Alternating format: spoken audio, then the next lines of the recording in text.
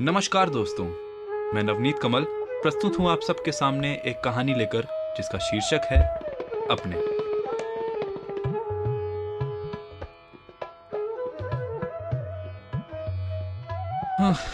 रोजाना की तरह एक और दिन। आज मुझे लंदन में आए कुल 10 साल और इस दुनिया में आए 70 साल हो गए। यहाँ आने से पहले मन में बहुत आशंकाएं थी कि लंदन में फिरंगियों के साथ कैसे रहेंगे, उनसे किस तरह बात करेंगे। पर यहाँ आने के बाद जो नज़ारा देखा उससे तो लगता है कि लंदन की राष्ट्रीय भाषा पंजाबी होने में अब देर नहीं है। कभी कभी तो बड़ा तरस आता है ये देखकर कि ये बेचारे फिरंगी किस तरह हम भूरी चमड़ी वाले लोगों के बीच गुजर बसर करते रहते हैं। तो आइए जानते हैं इस कहानी के पात्रों को। रवि और बहू अपने कारोबार के चलते मुझे यहाँ अपने साथ लेकर आए थे। मुझ जैसे व्यक्ति को क्या चाहिए था? 2 वक्त की चाय, 3 वक्त की रोटी और सुबह का अखबार। बस कमी थी तो दोस्तों के साथ हिंदुस्तान में बढ़ रही घूसखोरी पर दिन की 3-4 बुराइयों की। याद आता था अपना प्यारा देश। मेरे बेटे और बहू सुबह 8 बजे ही काम पर चले जाते थे। अकेले में बस प्रेमचंद जी की किताबें और अखबार ही सहारा था। अरे मैं अपनी इस कहानी के सबसे मुख्य पात्र का परिचय देना तो भूल ही गया। जनाब तैयब अली। तैयब यहाँ अपने परिवार के साथ पाकिस्तान से आया था। 10 साल से सुबह उठते ही मेरे कानों में तैयब के द्वारा तानपुरे पर बजाई गई नात की आवाज गूंजती और मैं मन ही मन सोचता, हो गए शुरू सुबह सुबह अल्लाह को याद करने, जरूर मेरे मरने की प्रार्थना करता होगा। मैं भी सख्त जान हूं, ऐसे नहीं मरूंगा।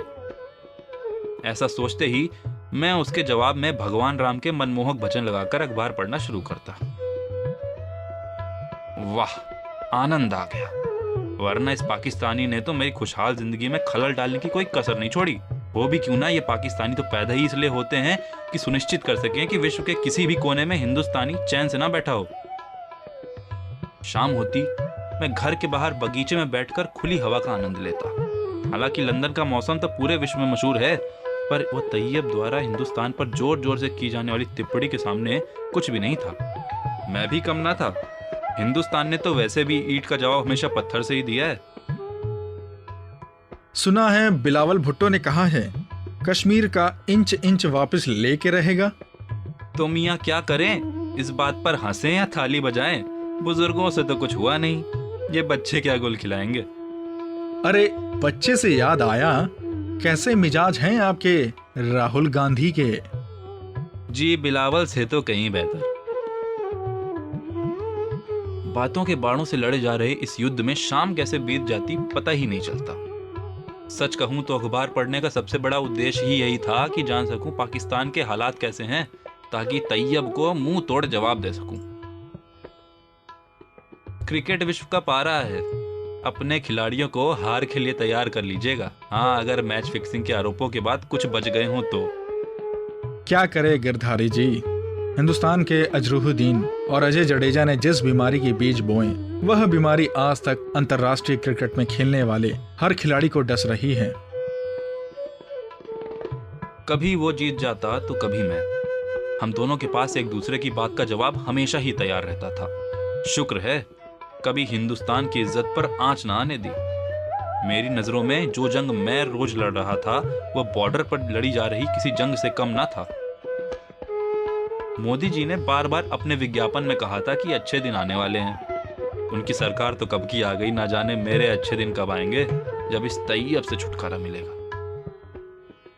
अगली सुबह आंख थोड़ी देर से खुली।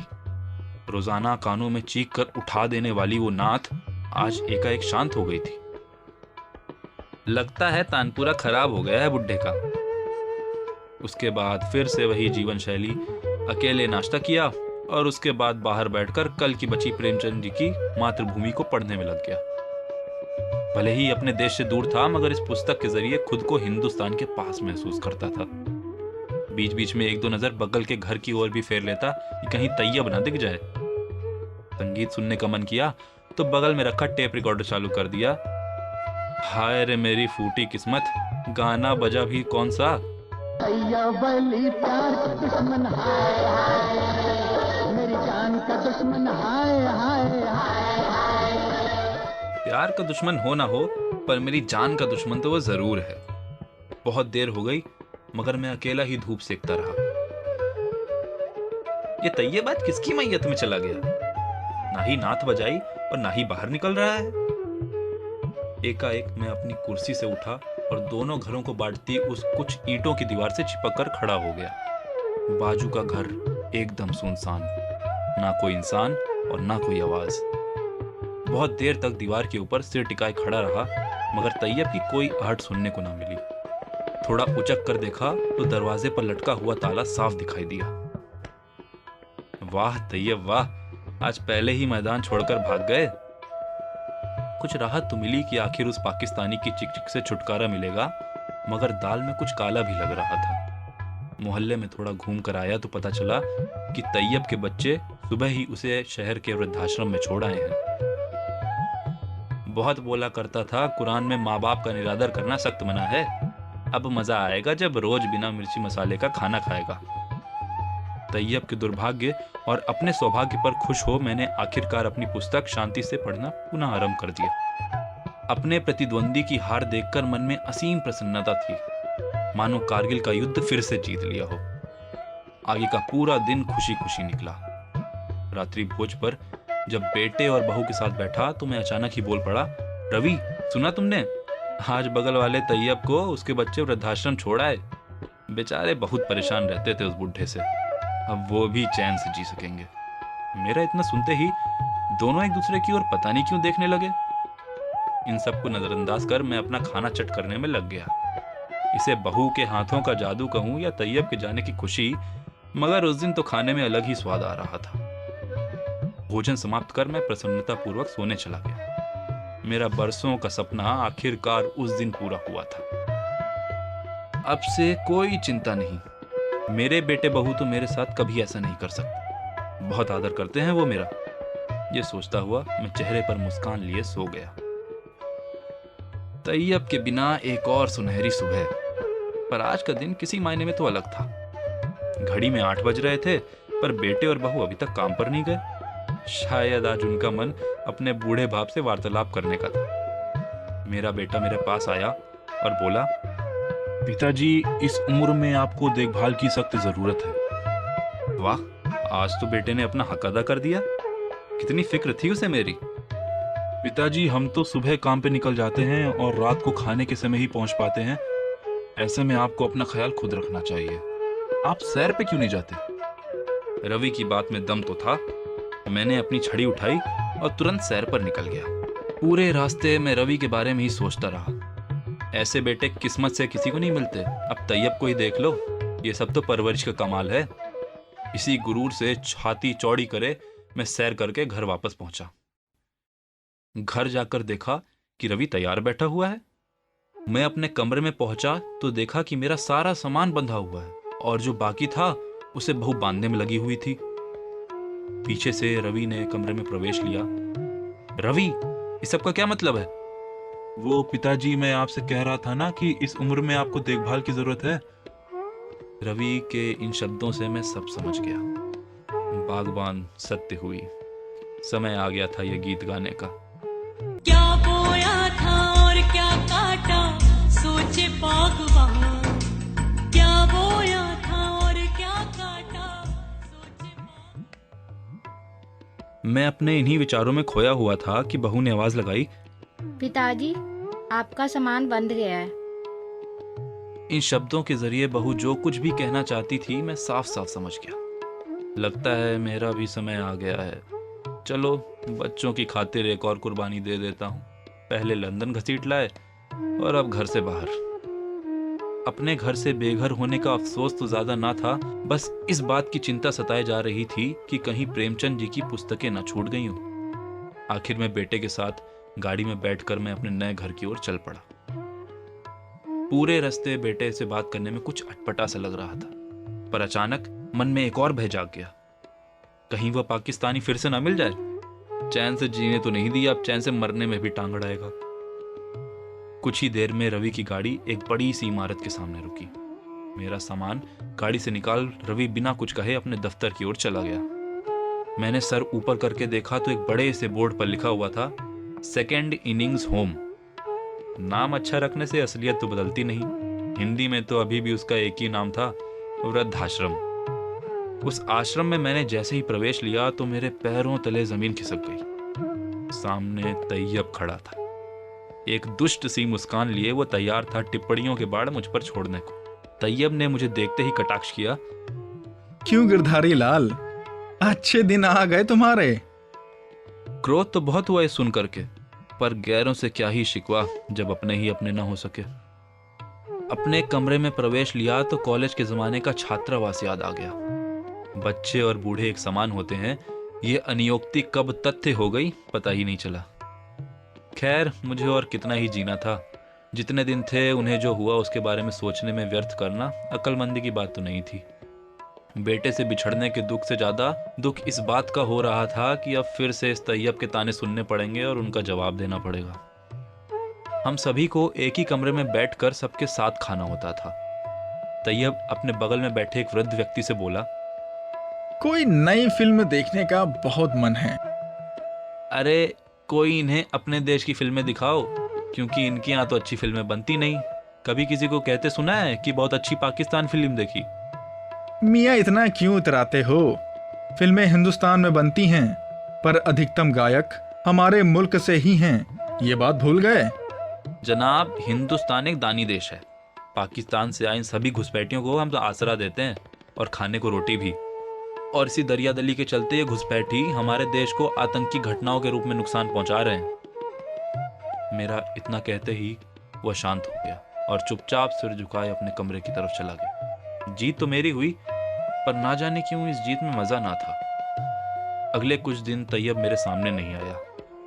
मेरे हम उम्र दोस्तों ने अखबार और टेप रिकॉर्डर की जगह कब ले ली आभास तक ना हुआ, लेकिन फिर भी कुछ छूट तो रहा था जिंदगी से। मुझे आश्चर्य था कि अपने सबसे बड़े दुश्मन की कमी मुझे खल रही थी। एहसास हुआ कि मैं इस लड़ाई से चिढ़ने से ज्यादा अब इसका इंतजार किया करता था। एक दिन मैं तैयब के कमरे के बाहर से गुजर ही रहा था कि मुझे धीमे धीमे से रोने की आवाज आई। खिड़की से झांक के देखा कि वह एक अखबार के टुकड़े को देखकर रो रहा था। मैंने मन ही मन सोचा, उस अखबार में ऐसा क्या है कि तैयब जैसा अड़ियल इंसान रोने पर मजबूर हो गया? मैं उसके कमरे के बाहर ही खड़ा रहा, प्रतीक्षा कर रहा था कि कब वो कमरे से जाए और कब मैं उस अखबार के पन्ने को देख सकूं। तैयब ने अखबार को अपने तकिए के नीचे रखा और कमरे से निकलकर घुसल खाने की ओर चल दिया। मैं चुपके से उसके कमरे में घुसा और फौरन ही उस कागज के टुकड़े को तकिए के नीचे से निकाला। अखबार की खबर पढ़ के भौचक्का रह गया। वो खबर थी पेशावर में लथपथ हुए सिद्धांतों की। खबर थी दिसंबर की सर्दी में कुछ सिरफिरे आतंकियों द्वारा मासूम बच्चों की हत्या की। थोड़ी ही देर में पीछे से तैयब भी उस कमरे में आ गया। मेरे हाथ में उस कतरन को देख वो बोला, अब बोलो गिरधारी कि सारे आतंकी पाकिस्तानी होते हैं। अब बोलो कि सिर्फ हिंदुओं का ही खून बहाया जाता है। ये बोलते बोलते तैयब के अंदर दबा रुदन भी जागृत हो चुका था। अपनी भावनाओं पर अंकुश लगाने के लिए वो शांत हो गया और मेरे पास भी उसके इन शब्दों का कोई भी उत्तर नहीं था। मैं तैयब के कमरे में मूक सा खड़ा हुआ था। कुछ देर बाद अपने जज्बातों पर काबू पाते हुए तैयब बोला, गिरधारी, आतंकी इंसान की शक्ल में हैवान का रूप है। उनका ना ही कोई मुल्क है और ना ही कोई धर्म। न वो हिंदू हैं और ना ही मुस्लिम, ना हिंदुस्तानी और ना ही पाकिस्तानी। आज पहली बार उसकी बातों से मैं पूर्ण रूप से सहमत था। सच में इन आतंकियों का कोई मजहब, कोई मुल्क नहीं होता। निर्दोषों का खून दोनों ओर बहता है। मासूमों पर अत्याचार दोनों ओर होते हैं। उन बच्चों में तुम्हारा कोई रिश्तेदार तो नहीं था ना? रिश्तेदार? गिरधारी लाल, वहां मरा हर बच्चा मेरी औलाद समान था। तैयब, बच्चे तो मासूम होते हैं, उन्हें इन मजहबों की क्या परख। दिल तो मेरा भी पसीज जाता है इन सब खबरों को पढ़कर। बहुत दुख होता है। मेरे शब्दों का तैयब पर कुछ खास असर तो नहीं हुआ। उसका उदासीन चेहरा देखकर पता नहीं क्यों मुझे बुरा लग रहा था। अब तक तो हमेशा उसके मरने की कामना करता था, पर आज न जाने क्यों तैयब का दर्द मैं महसूस कर पा रहा था। मैंने बड़ी ही मुश्किल से अपने आंसुओं को दबा कर रखा हुआ था, मगर अंदर ही अंदर हृदय तो फिर भी विलाप कर रहा था। कुछ देर तक हम दोनों में कुछ बात नहीं हुई। कमरे में अजीब सी शांति थी जो मस्तिष्क में अनगिनत विचारों के सैलाब को पैदा किए जा रही थी। आज उसके कथनों का मेरे पास कोई भी चपल उत्तर नहीं था। होता भी तो कैसे? आखिरकार वो प्रश्न किसी देश पर तो था नहीं, वो प्रश्न था इंसानियत पर। मैं अपने इन्हीं विचारों में मग्न था कि वो बोला, गिरधारी लाल, ऐसा नहीं है कि रोना बस तब आता है जब पाकिस्तानी खून बहता है। 26/11 के मुंबई हमले में भी मेरी यही मानसिक स्थिति थी। तब भी आंखों में आंसू थे और आज भी। मैं अचंभित रह गया। आखिर वो इंसान जिससे मैं इतने सालों से नफरत करता आ रहा था, वह इतना संवेदनशील भी हो सकता है? कुछ देर गहन चिंतन किया तो नजारा कुछ और ही था। मेरे सामने खड़ा तैयब पिछले 10 साल वाले तैयब से बिल्कुल अलग था। उस तैयब में अब ना ही कोई द्वेष दिख रहा था और ना ही कोई अकड़। ये तो बिल्कुल मेरे जैसा है। जिस प्रकार पेशावर के लिए मेरा हृदय रोया, उसी तरह मुंबई हमले पर तैयब को भी दुख हुआ। विचारों की गहराई में गया तो हर पहलू पर समानताएं साफ दिखने लगी थी। तैयब के घर वालों ने भी उसे मेरी ही तरह बेघर कर दिया था। उसके पास भी अब कोई आसरा ना था। कुछ लम्हे अतीत के भी याद आ गए जिसमें अब समानता दिखने लगी थी। वो तानपुरे की नाथ जो तैयब रोज सुबह बजाया करता था, वो भी मेरे टेप रिकॉर्डर के भजन से अलग नहीं थी। इतने सालों से चले आ रहे इस वाक युद्ध के अस्तित्व पर ही सवालिया निशान खड़ा हो चुका था। जब दोनों ही समान हैं तो झगड़े का मतलब ही क्या? क्या हिंदुस्तानी क्या पाकिस्तानी, हैं तो दोनों एक ही। कभी लंगोटिया यार हुआ करते थे, या फिर ये कहें कि एक ही लंगोट थी, चीर के 2 कर दी गई और अलग अलग रंग दे दिया। तैयब के रूप में अब मुझे दूसरा गिरधारी लाल दिखने लगा था। बरसों से जिसे अपना शत्रु समझता आ रहा था, आखिर में वो मेरा ही अक्स निकला। सामने खड़ा तैयब अभी भी उन्हीं विचारों को लेकर चिंतित लग रहा था, मगर अब ये मेरा भी कर्तव्य बनता था कि उसकी सहायता करूं। सारे गिले शिकवे भुलाकर मैंने उसे झट से गले लगा लिया। शुरुआत में तो शायद वो भी अचंभित रह गया होगा, मगर फिर धीरे से उसने भी अपने कांपते हाथों से मुझे आलिंगित किया। कई दिनों बाद एक अपार सुख की अनुभूति हुई, मानो बहुत दिनों बाद शीशे पर से धूल की परत हटी हो और सब साफ साफ दिखाई दिया हो। मानो कई सालों बाद एक असली दोस्त मिला हो।